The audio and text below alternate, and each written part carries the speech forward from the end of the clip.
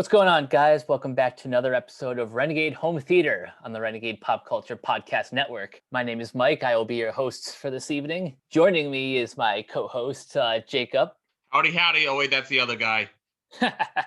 Well, today we have a kind of off-the-cuff, in some respects, episode. We were originally going to have a larger panel, but life happens, so it's just going to be Jake and I tackling the films in Legendary's Monsterverse. That's everything from Godzilla 2014 to Kong Skull Island, Godzilla King of the Monsters, and of course the latest installment, Godzilla versus Kong. So to start things off, Jacob, why don't you just give me a little bit of background on your history with Godzilla and kaiju features in general? I have literally only seen the original Godzilla movie, Gojira, and that was just recently. I've also watched the original King Kong from 1933, as well as the Peter Jackson remake from 2005, as well as bits and pieces from the 1976 remake. Nice. So on the Kong side of things, that's certainly more than I've seen. I think I've probably only seen like the original and bits and pieces of Peter Jackson's King Kong. Oddly enough, my like the most exposure I have to Kong is the Universal ride, which scared the crap out of me as I can imagine as a little kid. That was probably one of the first like movie attractions that I have like pretty fond memories of outside of Walt Disney World. Now on the Godzilla side of things, again, it's mostly just bits and pieces, but I've become aware of both these characters and the kaiju genre as a whole just through cultural osmosis. Yeah, you definitely have that more exposure than I have. Yeah, I just know the names. I just know that King Ghidorah is the dragon with three heads. Mothra is the moth, of course, and yeah. One of these days, I'm gonna actually go back and watch all the old Showa era films. Everything from like the 60s to the 70s, all the way to Shin Godzilla, which is supposedly the best film from Japan. If you really want to catch up, Criterion actually released a huge box set of all the Showa era Godzilla films from 1954 and 1975 as their 1000th title. Yep, that's what's motivating me to actually finish those and cross that off my list. So we'll be going through each of these movies. But before we do that, how about you give me your general impressions of the Monsterverse so far? The first two Godzilla movies I really wasn't crazy about. Kong Skull Island was a hell of a lot of fun, and Godzilla versus Kong is more than made up for any shortcomings I've had over the first three movies. It's brisk, it's fun, it knows not to take itself too seriously, and it's just a good time. I saw it in the theater and I really enjoyed it. Nice. I'll be honest, there's not a single one of these that I dislike. Probably because, I'm just a sucker for these sort of big bombastic blockbusters. But Fair enough. With the exception of Godzilla versus Kong, which I haven't seen in theaters yet, each time I've seen one of these, like there's been some pomp and circumstance. Specifically when I saw Godzilla 2014, I saw it on the day of Godzilla's 60th anniversary. So so at my theater, they had like this huge display of Godzilla action figures and collectibles. And there was even like a table in the main lobby doing Godzilla trivia, and Ah, yeah, and you could win some prizes. It was like they made an event out of it, which was sounds like it. yeah, which was really cool. And yeah, I'd be lying if I said that didn't somewhat influence um my opinion seeing the first movie, directed by Gareth Edwards, written by Max Bornstein, who pretty much is the main architect of the MonsterVerse. He's the Kevin Feige of it, basically. Sort of, but less as a producer and more as like a screenwriter. So yeah, let's first dive into Godzilla 2014. Let me just grab the synopsis really quick. All right, so this movie centers around Ford Brody, played by Aaron Taylor Johnson. A Navy bomb expert has just reunited with his family in San Francisco when he is forced to go to Japan to help his estranged father, Joe, played by Bryan Cranston. Soon, both men are swept up in the escalating crisis when Godzilla, king of the monsters, arises from the sea to combat malevolent adversaries that threaten the survival of humanity. The creatures leave colossal destruction in their wake as they make their way towards their final battleground, San Francisco. So you said you weren't really the biggest fan of this movie. I was not. Well, let's start off with the positives. What are some things about it that you liked? 2 words, Bryan Cranston. I figured. Yeah, he really should have been the focus of this movie. I could not care less about Aaron Taylor Johnson. I just couldn't. It was just, yeah. This movie has a lot that I respect about it. I like the idea of a Godzilla movie that took itself more seriously, than what the franchise has become in the minds of a lot of people. Um, it's got a lot of very high production value. Um, but overall, I really didn't like how until the final battle, all of the Godzilla appearances or other monsters like who's I already forget, like what's he. Oh, hold on. I um who does the what's the monster that he fights in this one? Oh, the Mutos. The Mutos, you're right. I didn't like how every confrontation before up until the final battle just cuts away from it. Like when Godzilla, when he appears and he does his roar, it just cuts back to someone watching it on the news, and I didn't like that. I didn't like how it just kept teasing Godzilla. It just focused too much on the humans, which I've noticed a lot of these movies tend to do. Like this type, it's like Transformers all over again in a sense. Yeah, I there are parts of it I love the touch of the soldiers parachuting, like they're falling into the city and like they're approaching Godzilla, and that piece of music from 2001: A Space Odyssey plays. You know what I'm talking about? Yep. Yeah, I loved that part. Yeah, I love Ken Watanabe. He was fantastic in it as well. He brought a lot of good perspective on the movie. Actually, I think he was, other than Bryan Cranston, he was the heart of it, I think. Yeah, I agree. Out of all the humans throughout like the entire MonsterVerse, Dr. Serizawa is by far my favorite character. Right. And you're absolutely right when you say that he's the heart of these films. Like the part where he has his father's watch from Hiroshima. I thought that was a powerful moment, actually.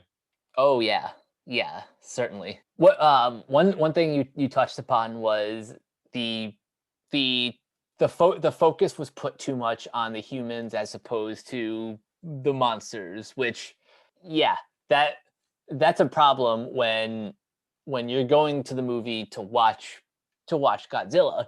The only reason I don't think that's necessarily a problem is when it comes to this genre. Maybe I just haven't watched enough movies in this genre. That's fair, but what I'm trying to say is like, well, yes, the monsters are the main attraction. You also kind of need humans to sort of, like you need the humans to kind of provide the exposition. But again, the fight scenes, except for the kind of end, they're just so spaced out. That's the problem with it. It's just, and they're just so brief as well. I think I would forgive a lot of the structure of this film if the main lead um It was was so was more. boring. Yeah, I didn't mind like his actual character arc. It's just for some reason, I usually like Aaron Taylor Johnson. I don't know what the hell this performance was. It seemed like he was like asleep half the time. Yeah, he was, wasn't he? Honestly, I've heard a lot of people kind of defend in the same way that, oh, it's kind of like the first half in Jaws, like where you don't see the shark, but Here's the difference. Um, Jaws Jaws, when it wasn't focusing on the shark, had more things to say. It right, it had it had exactly. it had more interesting characters, and um even though the shark wasn't on screen, you still felt its presence Exactly. You could. throughout the It film. even starts with him killing someone. Yeah, it even starts with him killing that lady at the opening. It's not like, oh shit, this is what the movie's about. In the case of Godzilla, though, we're introduced to him when there's like a meeting with Sally Hawkins and Ken Watanabe, and they're just describing like what like these this one monster. What's the organization? I'm having such a brain fart right now. Monarch. Monarch, yes. Yeah, Monarch. Like they're the ones that they talk about. Oh, this is the one we've been trying to track down. Like they're the one. And I didn't like how that was his introduction. I didn't like how we were. Yeah, I thought it should have been introduced a lot. Or though, in a way, we are kind of introduced to him when they're in Tokyo, and that's where Bryan Cranston's wife dies. And so yeah, I did like that part where it kind of like hints that he's coming. It just but again though, like the way he's introduced further, like he's given a proper name, it just felt a little lame to me. Yeah, I think like if Godzilla himself was introduced in the first scene, maybe you see him like just coming out of the water, Yeah. you know, I don't know, doing something to like make his presence known. That might have helped, kind of in the same way that Jaws started off with like killing that one lady in the water. Yeah. But other than that, like I still on the whole enjoyed the experience of watching this film, and I'll admit that a lot of my enjoyment comes from the last 10 or 15 minutes Yeah, where it does make up in that department actually when he actually uses the atomic breath. like I still remember seeing that in the theater for the first time, and just being blown away that you know they they made that like fully realized. That was just Yeah. so cool. Yeah. That I like the final shot where he's walking back into the water, and then when he's finally submerged and the water's just all calm again. I that was a nice touch. Oh yeah. And I like how they introduced like right the back that Godzilla this time is a savior of humanity, like he would eventually become in his original franchise. Yeah. I think overall, what I love about the MonsterVerse is that while each film may vary in quality, at least there is um like a certain amount of respect for the legacy of these characters. Yeah, yeah, I understand where you're coming from there. Plus each one, like each one, no matter what you have to say about the dialogue or the story, like the craft behind each one is just impeccable. It Um, is. this one had a score by Alexander Desplat, and Mm, um, yeah, it's not gonna. it's An it, Alexander Desplat score isn't gonna be bad though. oh, absolutely not. So any final thoughts on Godzilla before we move on to the next one?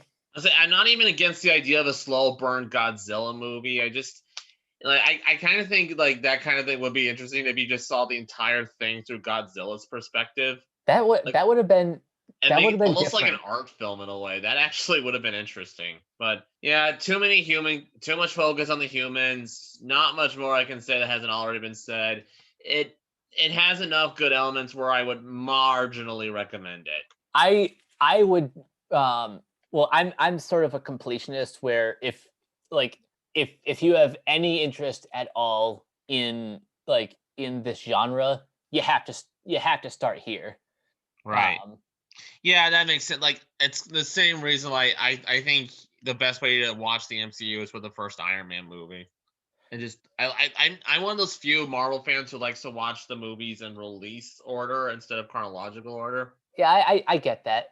And for those who just straight up don't like um, any American version of Godzilla, um, I can always recommend Shin Godzilla for those who want a more faithful uh, adaptation. Well, what other American Godzilla movies is there other than the Roland Emmerich movie?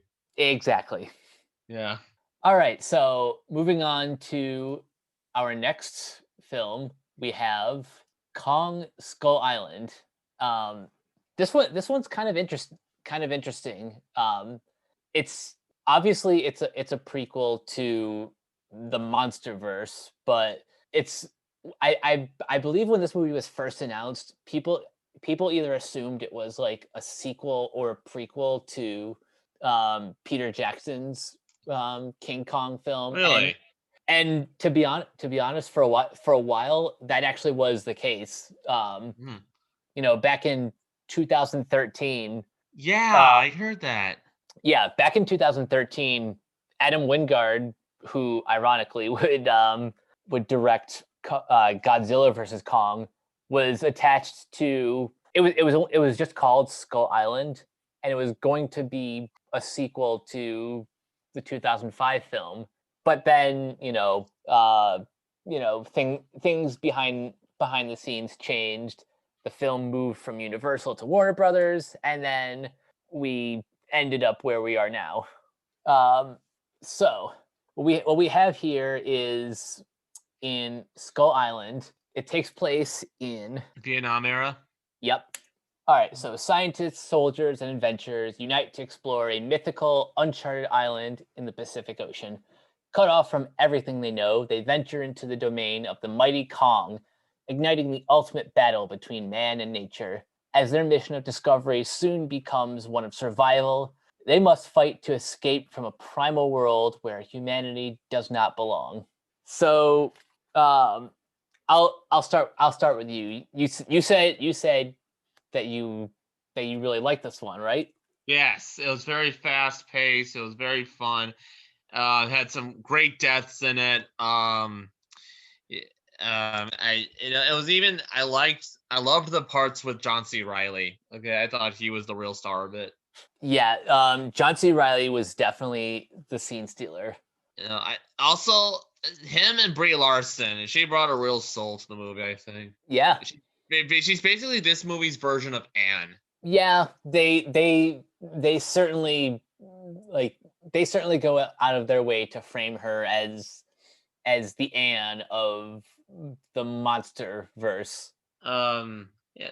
Um yeah, I like I just like Kong in this movie. They show him right away that he is unlike Godzilla. Like he is more trustworthy than Godzilla, I think. You know, he actually does he obviously has a strong relationship with the human characters like the yeah, you know, like the indigenous tribe that John C. Riley is a part of.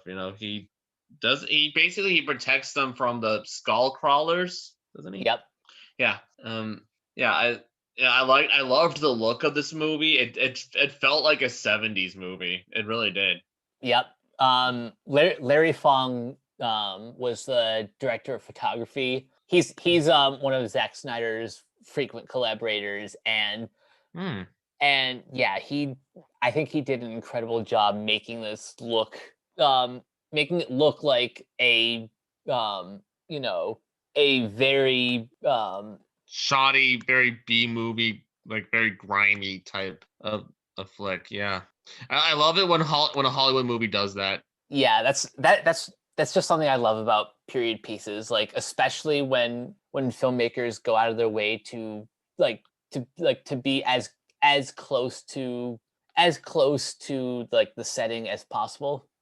Yeah, yeah, yeah, where you just strip away like the perfections of it, like the sleekness you'd get from a typical movie like this. Yeah, it was a more convincing depiction of its time than Peter Jackson was when he was trying to recreate Depression era New York.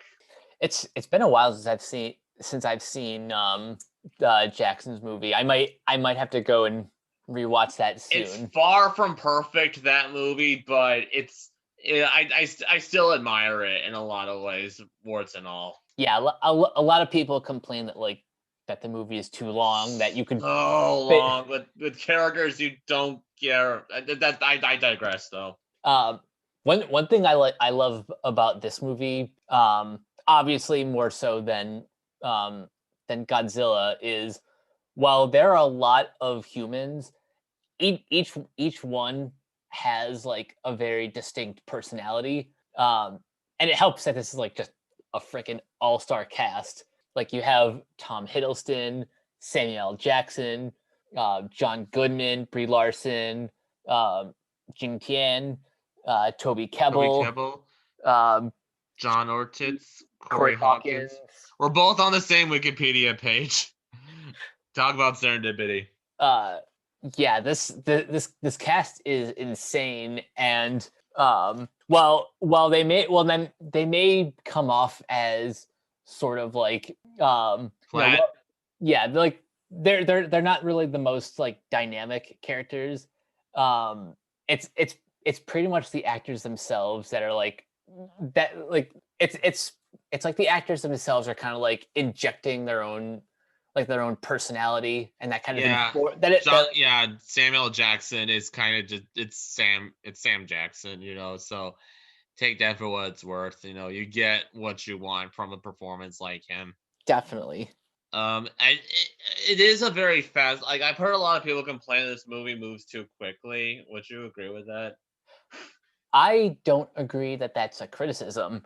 No, I mean, after the first one, like that said, there are some details that don't really go anywhere. Like Tom Hiddleston brings about how he would look up to his dad, and like he was basically John Wayne or something, and just like so. Not every character has an arc that pays off in the end. yeah, I mean that is one of the like that is one of the problems when you have when you have like an ensemble this large, like it becomes hard to it becomes hard to give like each character like a clear arc.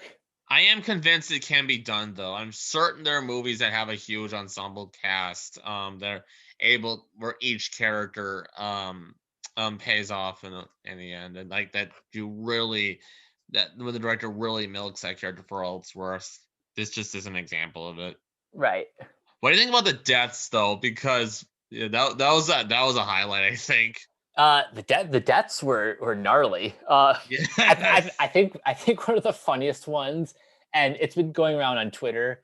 It's it's the one where Shea Wiggum's character lights up the two. I think they were like grenades or something, and his plan absolutely doesn't work. The skull crusher, the skull crusher just like whips him across. And Yeah, they knew what they were doing with that. it's such a stupid moment, but it's Or how about when the guy is like, it's in like from the sun, he's snatched up by these bird things, like these reptile flying creatures, and they just rip his limbs apart Mhm. in broad daylight, and everyone else has to watch. Yeah, this movie more so than the others really is just like an expensive B movie. Which again is always refreshing and welcome when it comes from Hollywood for a change. We should bring up. Have we brought up its director yet? Jordan Falk Roberts. Um, no, we haven't. He's only directed one movie before this, The Kings of Summer, which was actually a coming of age drama. Yep. In between that, he did like a stand up documentary, and eventually his Metal Gear Solid will see the light of day. Yeah, very Um, impressive beard, I gotta say. yeah, I I am definitely jealous of his epic beard. Um, Yeah, it'd be a great mall Santa if um, only his hair was white instead of black. yeah, yeah, but yeah, I think he did I think he did an incredible job directing this movie, and knowing exactly the style and tone that that he's going for. So, Uh, want to dish out any final thoughts, or is there um, anything else you need to talk about? oh, one thing I think we should talk about is um, this is one of the few movies that has a post credit scene, which Yeah. which basically advertises the next film we'll be talking about, um, Godzilla King of the Monsters. Like, um, they have Sandlin and Brooks, um, telling Brie Larson and Hiddleston's character, pretty much telling them monsters exist on this planet. Yeah. Like these are cave drawings of everyone you're going to see in about 2 years. Hmm. But overall, if you're just a fan of like old school B movies, then Kong Skull Island will it delivers the goods. Absolutely. Check it out. All right, so moving on to the next film, Godzilla King of the Monsters. Since you already gave the synopsis for the first two, I'll just take over on that from here on in. The floor is yours. Okay, let me just whip it up right here. The news story follows the heroic efforts of the Cryptozoological Agency, the Monarch, as its members face off against a battery of god-sized monsters, including the mighty Godzilla, who collides with Mothra, Rodan, and his ultimate nemesis, the three-headed King Ghidorah. The action scenes, I will say this, they are better than the first one, but man, oh man, the human stuff, it felt longer. Okay, I'll just say that much. You can just take it out from here. King of the Monsters is my favorite film You've of said that. the You've said MonsterVerse. you've said that already. Yeah, I've I seen you say that. I understand a lot of the complaints that people have about the human characters. Like I again, we've talked about this before, how most people like go into like a kaiju film for the monsters. Like they want to see the battles. They want to see Godzilla just going to town on, all of his enemies, and you get that. You get that in spades. Yes. Like I don't think I've ever seen other than Pacific Rim. I don't. I need to watch that again. I liked it okay when I first saw it, but now I really need to watch it again. But yeah, other than like Pacific Rim, before obviously the latest film, I don't think I've ever seen a monster movie shot this just gorgeously. Yeah, I will give you that. Like this, similar to how Zack Snyder's Justice League was like an operatic superhero film. This at times felt like it had that that similar pomp and circumstance that don't get don't get me wrong. It is a movie I can imagine myself liking more and more for, because I do genuinely want to like this movie. No, I do. There are flashes in here that scream of like a truly good movie here. I will admit, like part of why I personally didn't hate the humans this time as much as other people, and unfortunately I can't say the same about Thomas Middleditch because Yeah, I've heard. yeah, but like everyone else I'm just a huge fan of. Specifically Vera Farmiga. Mm. I've been a fan of hers ever since hell ever since The Departed. Hmm. I don't think she's ever given a bad performance.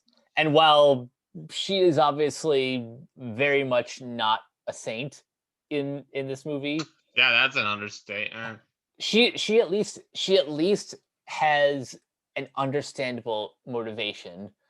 It may not be the most rational, but you see in the opening that you know the death of their son Andrew really took a toll on that family. I mean, Yeah, absolutely. so much so that they start the film. You know, they start the film separated, and they end well. Not everyone survives. I know that was kind of a problem I had with that. Is like it hinted at them. The problem is, okay, like she dies while I think she was trying to lead Ghidorah away from the fight scene, and Millie Bobby Brown and Kyle Chandler, they're in the helicopter, I think, and they don't really show her dying at all. It just kind of brushed her off in a way. Yeah, I'll be honest. I almost forgot until I rewatched this film like earlier today, like exactly what happened to her. And part of the reason is because I don't think they necessarily stuck the landing you know in her like I understand that her death scene, you know, it obviously meant a lot to Mark and Maddie, but I think just the execution was off. Yeah, definitely. But overall, I liked the arc of the family. I think they were much better leads than Aaron Taylor Johnson was in the first. Yeah, yeah, that's the one thing. The acting is better on this through and through, I think. But speaking of memorable deaths, I think once again we have to talk about. Ken Watanabe. Yep. Yeah, that was a good scene. I will say that he was. I think his arc played off pretty well. It goes back to what we said earlier that Dr. Serizawa is certainly the heart of this franchise, Hmm. and he also kind of like that death scene really brings home like the message about dealing with trauma and facing your inner demons head on. And what better way to represent that than having him like saving Godzilla with the very weapon that that like ravaged Japan back in World War II. Yeah, and also it shows him like finally letting nature take over. Like, isn't he always said that mankind is too much interfered with the affairs of like creatures and in nature? Hmm. Yeah, and he does that in the ultimate way. He gives up his life so Godzilla can fight. And boy does he fight. Uh-huh.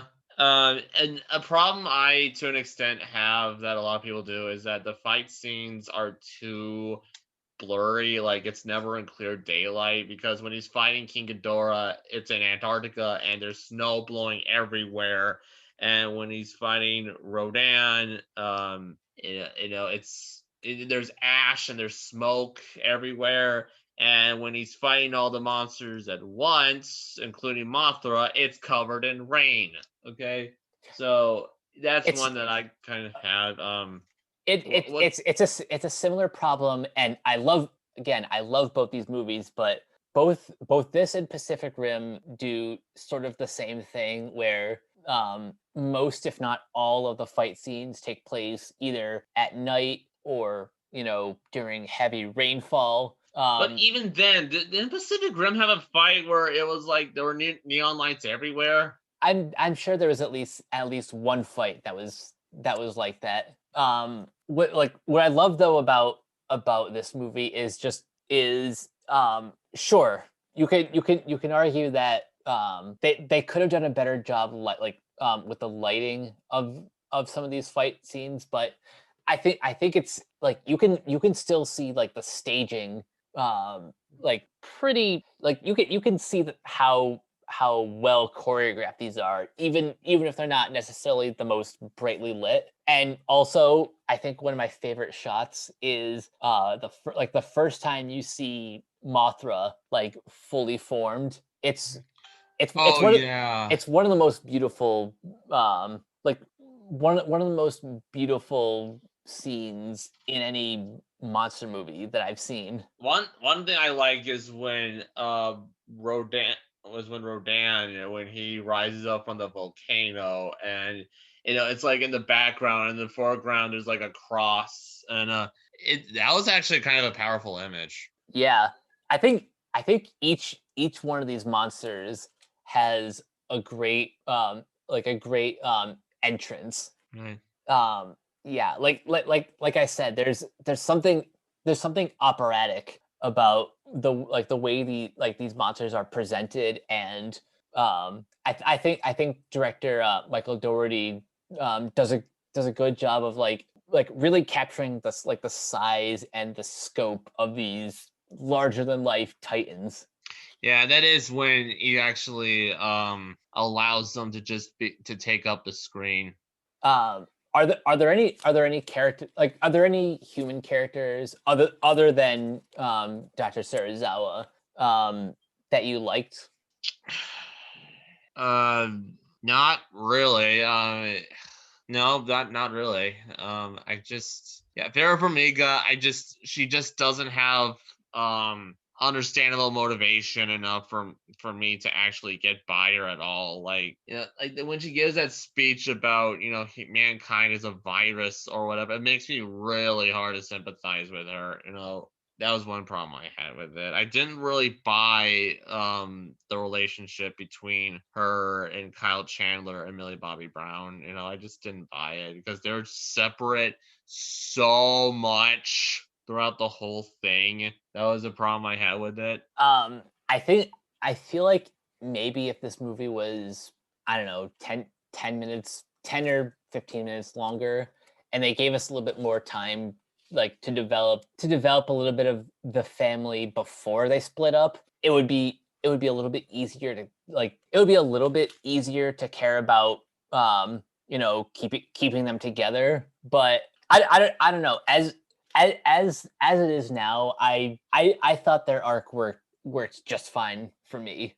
Okay. One thing I really want to talk about is the score by Bear Bear McCreary. McCreary, yeah. I'm a big fan of his music, and I think he does a great job with Godzilla's theme. Yeah, it does. I like him too, just as a person, because he does kind of he's kind of composer, reminds me of like a college professor in a way, like just the way he looks, and like he's got that epic kind of like that long hair, and he seems like a chill guy. Yeah. Oh, like, are there any specific things that you also want to mention that you really liked about this movie? I mean, I haven't really said much about the actual designs of the monsters. I think King Ghidorah has a very a very imposing he definitely looks like a worthy adversary.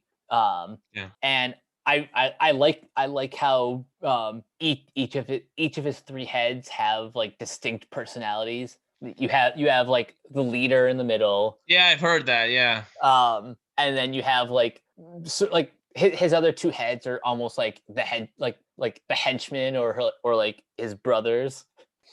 And one thing that's kind of fun to do is, as I was watching this movie, I kind of injected my own little silly dialogue whenever, like the part where I think it was like the head on the right that was regenerating itself, and the center head is like, get a hold of yourself. We got work to do. Yeah, I used to do that a lot when I was a kid. When there were silent characters, I would just pretend that I was like speaking for them or whatever.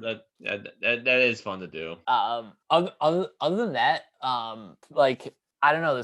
There's not really much that I have to say that other people haven't. I just think this is one of those where, like, this is clearly one of those where your mileage may vary. I know I'm not alone in that other people love this movie. Some, like yourself, just like absolutely can't stand it. But it really just depends on what you go to a Godzilla movie for.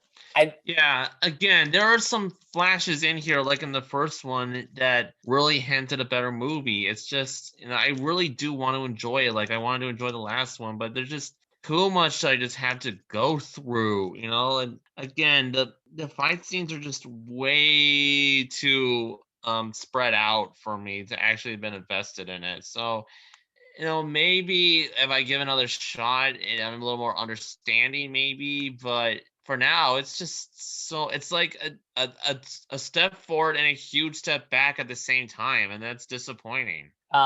Before we get to Godzilla versus Kong, because maybe I'll find out the answer to my question there. But before we get there, how would you describe in your head the perfect monster movie? Perfect monster movie. Oh, I wasn't expecting you to.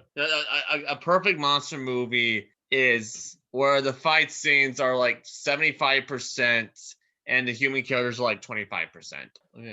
Okay, I'll just say that. But no, it kind of depends on what entry in the movie, like in the series. Like if it's a series, and it kind of really depends. Like if it's the first movie, more of a balance, and in the second movie, when you get the human stuff out of the way, just have more monsters in it. All right, that's fair. Specifically, if it's a kaiju movie. Yeah. I personally think that you can't really do a kaiju movie without humans, only because you kind of need that audience POV. But But yeah, but or it also depends how many monsters are in the same movie, because I think the first Godzilla movie just nails it, because that worked for what it was trying to do. And also like the other Godzilla movies, they make up for it with really cool fights, like even some really ridiculous, like when Godzilla drop kicks that other one. Yeah, we're just gliding like on his tail, like it makes no scientific sense whatsoever. But yeah, I need to see more of these to really form a better more informed opinion on it. But for now, I just want the monsters to at least, if not a huge majority, at least a slim one. I think that's fair. And the fight scenes really have to make up for it if you are going to have human characters take up a majority of the runtime. Well, the good news is, for better for worse, that is pretty much how our fourth and final film plays out. So this is Godzilla versus Kong.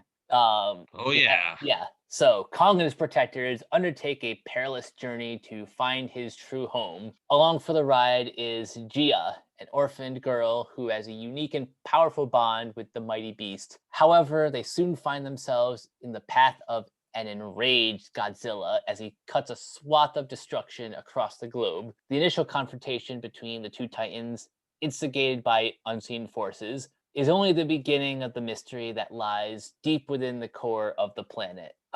So on the whole, I really enjoy this movie. Me too. I'm a big Adam Wingard fan. While not all of his movies are masterpieces, looking at you, Death Note.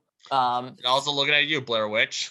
I think he has a really keen eye for genre material. He knew exactly what project he signed up for. Oh, definitely. So on the scale of on a scale from 1 to 10, 1 being not enough fights to 10 being too many fights, how would you rate Godzilla versus Kong? About 5 or 6. All right.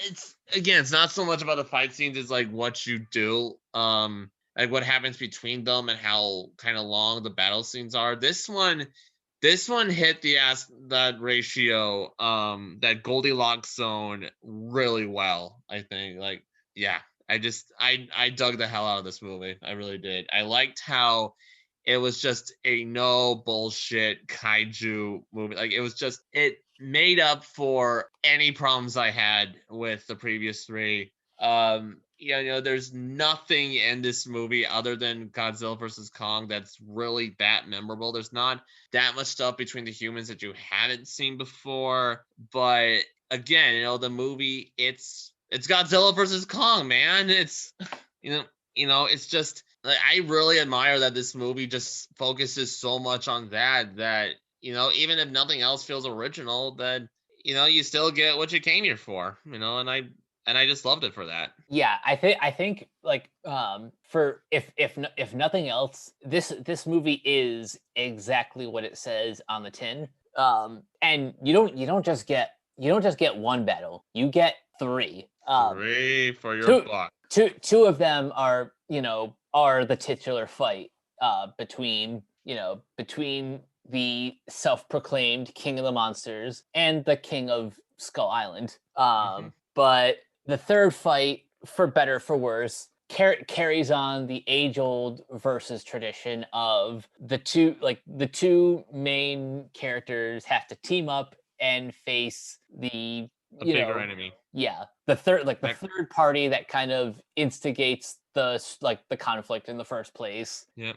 In this case, it's Mechagodzilla. Mecha Godzilla, yeah. Yeah.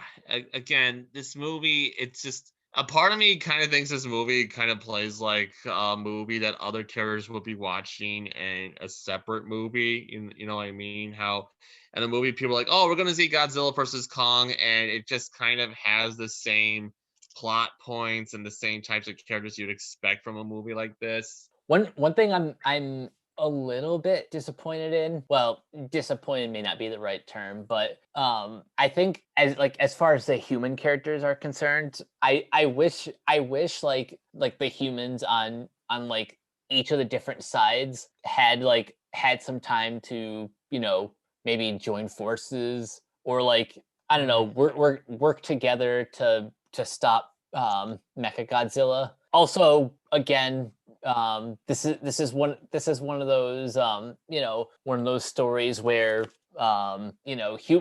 human greed is kind of like the real antagonist. Yeah, that's not really something we haven't seen a lot of times. I mean, but again, every point that any criticism you can have is gonna be countered with that's not what you came here for. Yeah, that's fair. Also, do you think the main villain should have been Charles Dance's character, since they teased that at the end of King of the Monsters? Sure, I guess that would have been a way to kind of tie these movies together. That would have made more sense than introducing like a brand new outside party who creates Mechagodzilla. That was something That's fair. that I was kind of disappointed with. Like, it's almost like that tease at the end was for nothing. To an extent, yeah. But again, I also understand that as long as the focus remains on like the showdown between Godzilla and Kong, then sure, I can recommend this movie. Recommend this movie about as well as I can recommend Skull Island. I think both of these have like a similar level of like that, just that classic B movie enjoyment. Yeah, definitely. I will say those one pair of human characters that I had no problems with were Rebecca Hall and the little deaf girl. Oh, Gia. Yeah, Gia. I think they absolutely sold that relationship between them and Kong. Every scene between them was just really believable. Like they had a real mother and daughter dynamic. Oh yeah, certainly. Yeah.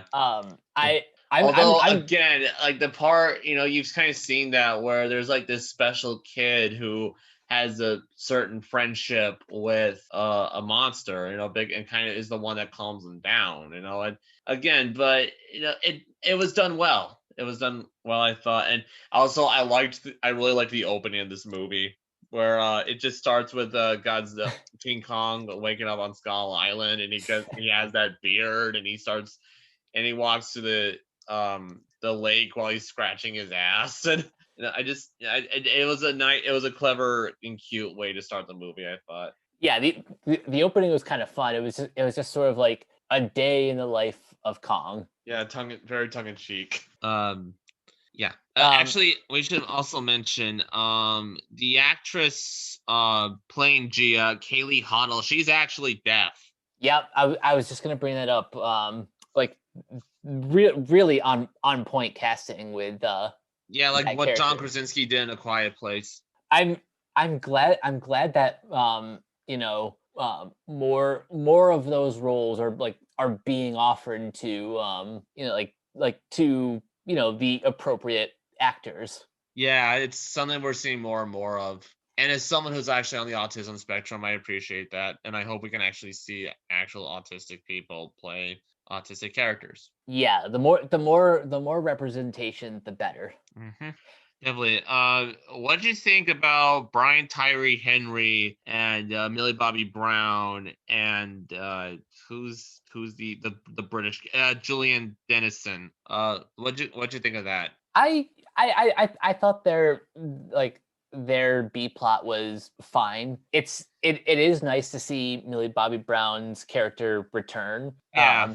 And she seems to have a little bit more agency this time. I Mhm. mean, she still played a big part in the finale of King of the Monsters, but this time she's a little bit more of like her own character as opposed to just being the daughter. Yeah. Brian Tyree Henry, he kind of reminded me of John Turturro and the first Transformers movie. He does actually. Although Yeah, he I has his think own I think podcast and he's I think he reminds me a little bit more of Totoro in the sequels, where Oh yeah, where good. he plays more of like a goofier character. Yeah, like he's a podcaster, he's a conspiracy theorist. He actually showers in bleach, which he had some funny lines. Like he is a good comic, as good as he is at drama. From what I've seen, he is a good. He's kind of a good boil though. Like I liked that gag where he carries this vodka that was from his wife or whatever, and he keeps that for when he's about to die. And near the end, when he and the kids, they're trying to take down Mecha Godzilla, the kid, what's his Uh, Julian Dennison, Josh, he takes the guy's vodka and he pours it on the computer, and he said, Brian Tyree is like, oh great, now I gotta die sober. There were some characters that I appreciated that they just kind of were there to serve a purpose. Like say Eliza Gonzalez, she's Walter Simmons's daughter. She was there just to get when they're in the the Hollow Earth, and they're getting that energy to take on for her father to use. She dies like she dies in the plane, like it just explodes. I think Kong was the one who killed her. yep. Yeah. The way everyone dies in that heave is really brutal. Yeah. Kong just he basically just crushes them Yeah. It kind like of a shows that tomato. he has a not so gentle side as well. That's something I've really liked about how these kaiju are depicted in these films. Like sure, they like they can be Earth's saviors, but do not get on their bad side, or Exactly. or you will not survive. Right. Yeah, you kind of had to walk on eggshells when you're interacting with them. What about Alexander Skarsgård? Like, he's kind of a kid that just kind of. What do you think he was kind of unnecessary? Do you think they could have gone with a different lead actor? Um, I think I liked him just well enough. Right. He's kind of playing that thankless role of, that sort of like generic reluctant hero. Yeah. But I mean, like he's likable enough on his own. I like his relationship with Eileen Andrews and Gia. Yeah. That was also a funny gag where Gia, she's doing sign language. She calls him a coward, but Rebecca Hall says, "Oh, she just says you're very brave," and it pays off with Alexander Skarsgård doing the exact same thing to Gia, and he says, "You are very brave," but he's doing the sign language for coward. That got a chuckle out of me. Yeah, that was a pretty funny moment. Yeah. Um, Um. so out of the three fights, which one would you say is your favorite? Probably. I think the one where it's just Godzilla and Kong and Hong Kong. Actually, I like that. I like honestly, I can't pick a preferred fight scene. I thought each one of them had their own unique gimmicks to add. Like, it helped that they were either in broad daylight or they were surrounded by neon. Yeah, that's something that really works to this film's advantage. Yeah, I liked. Each fight had like something unique going for it. Yeah, Um, like I liked the one where it's just Godzilla and Kong just yelling at each other. Like, Godzilla has Kong King down, and they just start having this screaming match. Yep, that was probably one of the most unintentionally hilarious moments. Or it could have been intentionally hilarious. It very well could have. Or in the one, or in the first one where Godzilla, he's dragging Kong down, and Kong, he just does that roar, and it creates like an air pocket for him. Oh, yep.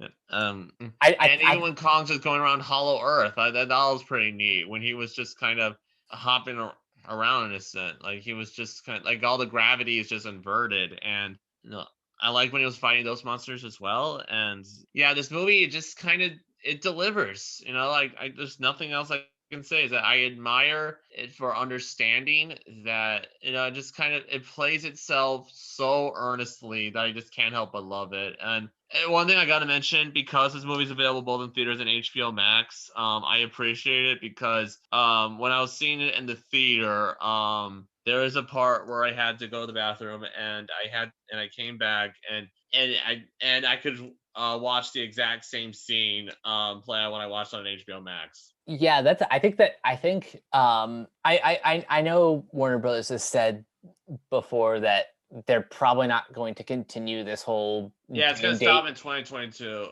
Like, they're just gonna have the 45-day window thing after that, Um, starting, I think, with Sesame Street. but I think I think what I just really like this model of, like, you can see the movie in theaters, and then you can come home and start the movie like right then and there. FYI, the scene where I left, it was when Brian Tyler Murray, Millie Bobby Brown, and Julia Dennison, they were just in the plane, and it was taking them to Antarctica, I think, and that was right there. I was like, okay, now's a good time. And it was just the rest of it. When I came back, it was just Kong entering the portal to Hollow Earth. Oh, okay. So I didn't really miss anything major. Yeah, I don't really know what else to say other than, if you're into big monster movies, this one definitely delivers the goods. Now, before we start wrapping things up, I do want to ask a couple questions. First one is, do you think do you think they should continue with the MonsterVerse? And then what would you like to see if they continue? They should absolutely continue. Yeah. And if they do, maybe have different ratios of human scenes and monsters. Just kind of have more closer to the middle ground that this movie achieved, Yeah, and that's not play anything so seriously. That's another problem I kind of have with it. With these two. I absolutely want this MonsterVerse to continue.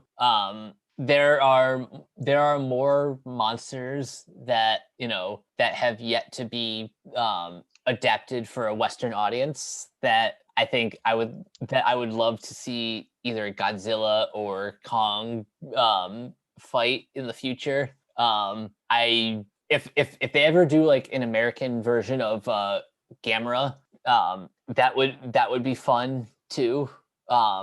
So yes, I absolutely think they should continue. And to some extent they are. Earlier this year, Legendary announced that they were producing a Kong anime series on Netflix, which I think Oh, cool. yeah. I think this is coming out sometime in either later this year or in like 2022. All we know right now is in late January 2021, Netflix, Legendary, and Warner Brothers International announced an anime style series based on Skull Island is in the works from Powerhouse Animation Studios. Nice. Powerhouse has done they've worked on shows like Castlevania, Blood of Zeus, and they're also working on the upcoming Masters of the Universe series that Kevin Smith is producing. Yeah, I've heard of that. So yeah, that if nothing else, at least that Kong series is something to look forward to. Definitely. And there's also mentioned Adam Wingard is going to direct the new Thundercats movie. Yeah, that's going to be something I'm very curious about. Yeah, apparently Thundercats was like a property that he was obsessed with growing up, so much so that he wrote his own like 200-page treatment. So to see him and Simon Barrett like finally bring that project to life, it's I don't know if it's going to be any good, but it's something I am very excited to see, like because I know how passionate they are. Yeah, I mean, if anyone's going to direct it, I'd rather have it be people like them. And I didn't even grow up with Thundercats. Thundercats was something I grew up with. I wasn't necessarily the biggest fan, but they like it was on Cartoon Network quite a bit when I was growing up. Have you ever seen the anime series or Thundercats Roar? I haven't. I've only seen like little clips of Roar. I haven't seen the whole thing. But I've heard it was pretty good. Definitely didn't deserve the hate it received. But what does these days? That's true. Well, that'll take us to the end of this episode. Jacob, this was a fun one. Yeah, I was kind of hoping we would have a bigger roster but we made up for it. I think it was refreshingly short. I'll say this much. Yeah. After the Snyder Cut, which was so long that Morgan had to bail. Yeah. But no, I'm glad that you and I got a chance to do this.